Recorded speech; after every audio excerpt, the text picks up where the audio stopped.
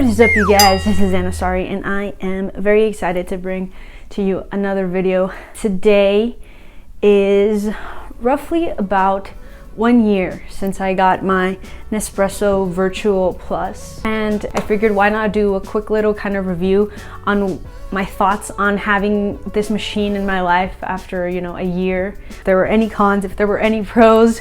Above everything, whether like my pros list or my cons list outweigh one or the other, I have really enjoyed having this coffee machine. This machine kind of changed my life. And what I mean by that, I've gotten really into like learning everything I can about coffee in terms of like what's the difference between a coffee or an espresso or a latte or a macchiato or just kind of almost everything in between. I just kind of went through a little bit of a rabbit hole throughout this entire year, trying to learn everything I can about coffee and like figuring out the type of coffee that I like. I've realized I've changed a lot ever since I first got it, and the video that I made, which I will kind of link up here, where I talked about this, where I said that I drink my coffee black. And I'm gonna be honest, yesterday I think was the first time I made a coffee on here and I drank it black since probably like the beginning of the year, because I've realized that I really like my coffee with a little bit of milk. Sometimes there's some sort of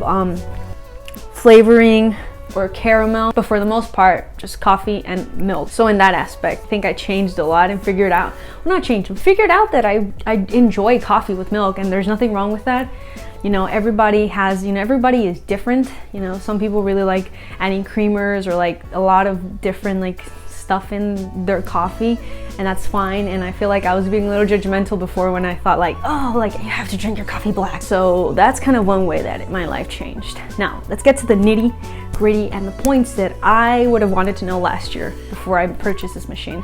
So last year for Black Friday kind of weekend, I looked up some YouTube videos and I found people talking about this machine, and I saw it was on sale and I was like, hey, I'm just gonna go for it. And I got it and I've loved it.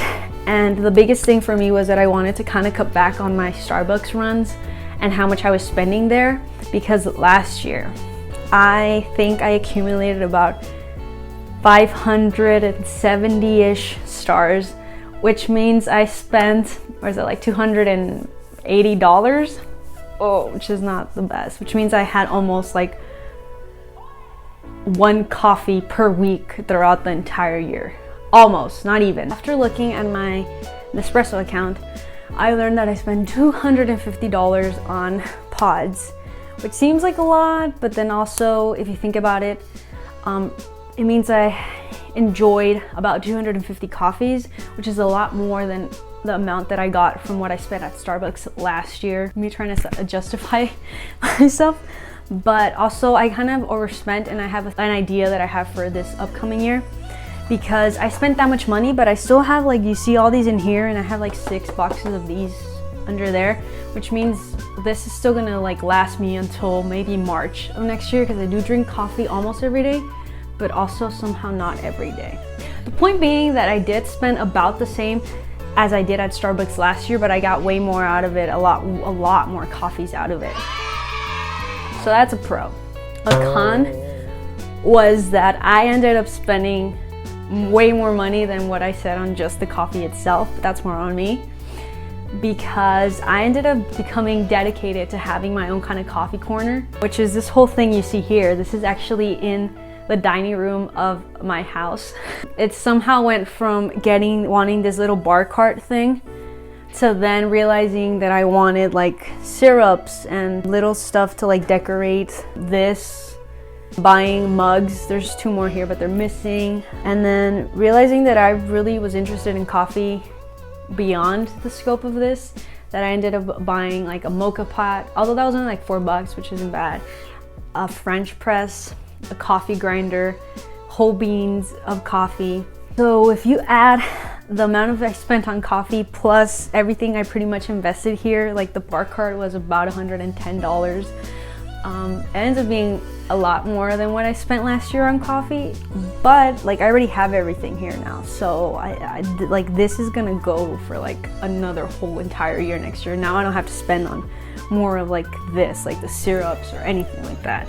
But that was more on me, that I ended up deciding to do that. I could have very well stayed with where my coffee machine was when I got it like last year, which was like this little space on the counter in my kitchen. And I kind of already touched on this, but another pro is definitely that I made it upon myself to learn how to make my favorite coffees. One of them being like a mocha, hot or iced, a caramel macchiato, which I don't like from Starbucks, but I ended up learning a way I like making it with this machine. I learned how to make an iced vanilla latte, how to make sweet cream, kind of a mix between sweet cream and cold foam, which I have a recipe up on how to do that on my channel. I'll link it up here. And I just ended up teaching myself how to do way more than your average kind of cup of coffee with maybe milk and some sugar. I think that for me, that was definitely a pro. I didn't think that my coffee knowledge would have expanded the way it has during this entire year, because everything I knew about coffee exactly a year ago was nothing. Like, I didn't know anything about it. I didn't know that when you brew coffee and you have that like layer at the top that's like very bubbly and stuff. I didn't know that was called crema until I bought this. Like, there's just so much that I ended up learning for myself because I just realized that I really love coffee. So that was, for me, that's definitely a pro. Another con, although I kind of briefly touched upon it, was the fact that I realized that if I wanted to learn how to make my favorite coffees, I was gonna have to buy creamers, flavored syrups, caramel sauce, chocolate sauce, and that all ends up kind of adding up. But at the same time, like, all that stuff I have is gonna last me for like a really long period of time, you know, within the measures of expiration dates, but still a good amount of time. But then again, that's also kind of a personal preference, and not everyone, you know, I'm sure there's people, I've seen that there's people in like subreddits that I follow and Facebook groups that really just enjoy making like the coffee by itself, and that's awesome and that's amazing. And for me, I realized that I liked experimenting with adding vanilla syrup or salted caramel syrup, or buying flavored creamer every now and again and adding it on top of like the oat milk or whatever type of milk I'm using for that moment. And I really like experimenting in that way. So that's kind of another kind of personal preference, but definitely kind of a con if you think about it, because it means I'm buying more of that kind of stuff repeatedly over, you know, time. Another pro is that I realized that I really enjoy making coffee. Sometimes I have to admit, if I go on a kind of daily, almost daily take of coffee, there'll be a point where I'm like, do I enjoy drinking it? And then I realize that it's just really fun to make it. So sometimes I get a little bummed out that like my mom doesn't really enjoy coffee as much, or really at all. So I wish there was someone else that I could like make coffees for them. Like, I would love, like, if we weren't in a pandemic and, you know, it was okay to see your friends and have people over, I would definitely want my friends to come over, and I would love to like make them a coffee. Even like, I would just love that. I would love that if I had someone, like more people that I could, like, while I make myself one, I also make them one, and like it's not all the same, that it's all different. Like, it would be so fun. Which brings up to a very brief mentioning that this is making me think that one day I think I would love to own like a coffee shop or something along those lines, because I think it's really fun to make like my coffee, like iced or hot, whatever it is. Like, it's really fun to me and I really enjoy it. And honestly, I have to say that a lot of like the kind of moments of happiness that I've had throughout this entire year, especially like 2020 with like everything that's going on and being at home majority of the time, has happened because I've been making coffee. And I love taking pictures of it and like posting about it on my social medias, and I think it's really fun, and that has definitely been a pro for me. I think the last con that I have to mention, it brought on a bit of a coffee addiction, which isn't great. But then I recently binge watched Gilmore Girls, and my coffee queen, Lorelai Gilmore, like, she is as obsessed as she can be with coffee, so it makes me feel not so bad about mine, but definitely brought on coffee addiction. And I don't know if that's because of the machine, because of me, because I actually really enjoy it, because of the year 2020, because 2020 has a different meaning now. I don't know if it's like a mix of the two or if it's because 2020, where I was kind of forced for a long time to like not be able to go to any coffee shops just because I didn't feel safe with it. So I was making it at home, and that contributed to me making one pretty much every single day. It's addicting. And it's fun, but it's addicting, and sometimes it is a little bit scary, and I do cut myself off. Like I'm not like, I haven't gone this whole year drinking in like 365. I do realize there's a point when I'm like, whoa, this is too much. Like I get really anxious or I can't sleep at night, and then I realize I had my coffee way too close to like before I go to sleep, so that's like bad. So I do cut myself off, but definitely coffee addiction was something I didn't have before I had this machine. And I don't want to 100% blame it on the machine, but that did come about it since I got it. So, and then my last pro is definitely briefly mentioned it, but it's been this little coffee corner that I have here, and I'm really proud of it. And I love it, and I love looking at it, and I love, you can actually see this when you enter this house. Like it's one of the first things you see, and I love seeing it. It's just seeing this little coffee corner that I ended up making. If it weren't because of this, then I would have never had this. And I really like everything that I have going on here, from buying something like an instant cold brew coffee that I barely even use, these mini little Torani syrups, and you can't see below here, but I have, or at least I don't think you can, but I have more of these. I have my mocha pot. I have some caramel brulee syrup, or sauce rather, from Starbucks, which if you know, you know. Oh, another quick pro that I just thought about right now has been that I had no idea that like there was this whole community of Nespresso like coffee machine owners. I've connected with them on Facebook, on this group that I'm a part of, and I love seeing other people enjoy making their coffee with the machine as much as I do, and it makes me feel like I'm not the only one. I just feel seen. Being a part of a community like that, I didn't know that it even existed, but it's been nice to know of. And that is definitely another pro from having this machine.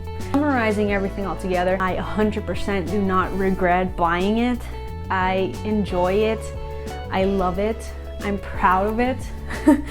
I really am. And it seems really silly, but that's just how it is. Any Nespresso coffee lovers out there, you kind of agree with some of the same things that I listed, whether pros or cons, comment down below in regards to that. So if you're thinking about buying one, I would say definitely go for it. You should try it out. You really should. And maybe you'll become your own coffee barista at home. So yeah, I hope you enjoyed this video. I hope that you had a great cup of coffee today if you're craving one, and if you haven't, go make one, go buy one, whatever your heart desires.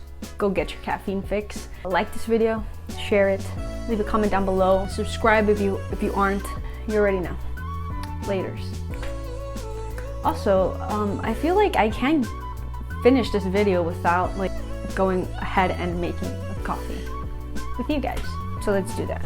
I had to refill the little water tank with a little bit of water, and I'm gonna use my little mason jar here. See, this one is brand new, which if you're curious about these, the ice ones, I like them. I like that this is the smaller one, so kind of like if I were making a latte or maybe an Americano, which is why I added a little bit of water. And I think I enjoy this one, which is why I have this extra one here. Okay, cool. So this one only brews 2.7 ounces. And if you watch like their YouTube channel recommendation where they're using this, they said to add a little bit of water and over ice, which is what I'm doing here because I'm gonna make it iced either way. Well, duh, because this is the iced one. Sometimes I add a little bit more water because I want it kind of like an Americano. But we're just gonna do that today. So in she goes. And I'm gonna bring you guys along.